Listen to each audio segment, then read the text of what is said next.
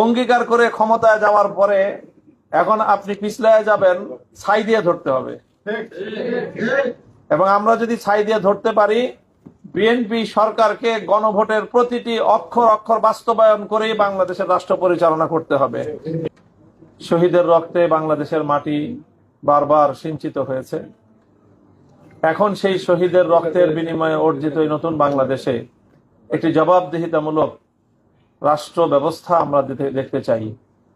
নতুন যে সরকার এসেছে তারা জবাবদিহিতা চাচ্ছে না, জবাবদিহিতায় মানুষ থাকতে চায় না, তারা জবাবদিহিতা থেকে মুক্ত হতে চাচ্ছে।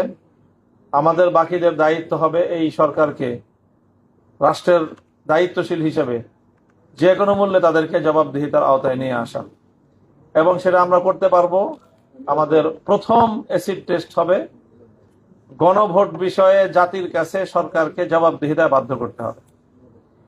2/3 বেশি মানুষ যে মতামত দিয়েছে গণভোটে হায়ের পক্ষে, এবং নির্বাচনের আগেও বিএনপি নেতা জনাব তারেক রহমান সাহেব যেভাবেই হোক আর যে কারণেই হোক তিনি হা ভোটের পক্ষে ক্যাম্পেইন করতে বাধ্য হয়েছেন।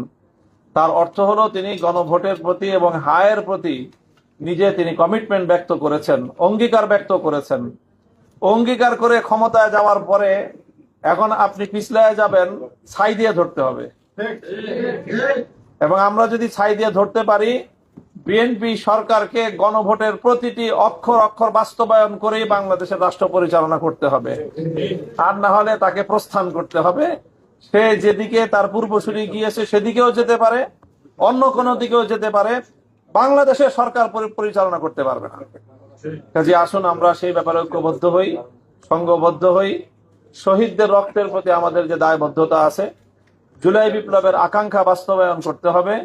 আর না হয় 1.5 সহস্রাধিক শহীদ, 30 সহস্রাধিক যুদ্ধাহত জুলাই যোদ্ধাদের আমরা তাদের কাছে আমাদের দায় আমরা শোধ করতে পারবো না, ইতিহাসের দায় আমরা শোধ করতে পারবো না। আল্লাহ আমাদেরকে সেই জবাবদিহিতামূলক একটি সমাজ রাষ্ট্র গড়ার তৌফিক দান করেন। আসসালামু আলাইকুম ওয়া রাহমাতুল্লাহ।